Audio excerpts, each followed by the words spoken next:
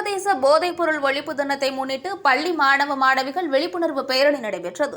மயிலாடுதுறை மாவட்டம் குத்தாலம் அடுத்த பழைய கூடலூர் தனியார் மெட்ரிக் மேல்நிலைப்பள்ளி மாணவ மாணவிகள் குத்தாலம் ராஜகோபாலபுரத்திலிருந்து குத்தாலம் கடைவீதி வழியாக சர்வதேச போதைப்பொருள் ஒழிப்பு தினத்தினை முன்னிட்டு பேரணியாக சென்றார்கள்.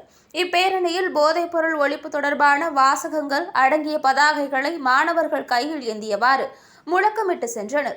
போதைப் பொருள் இல்லாத சமுதாயத்தை உருவாக்குவோம் என்று உறுதிமொழி ஏற்றனர்.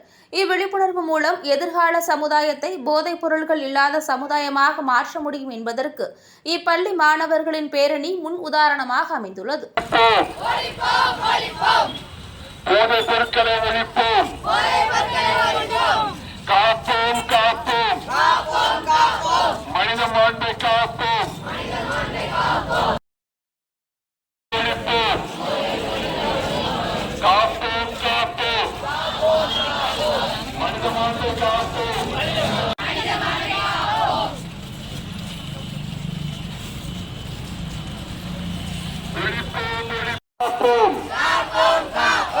மனித மாண்பை காப்போம்,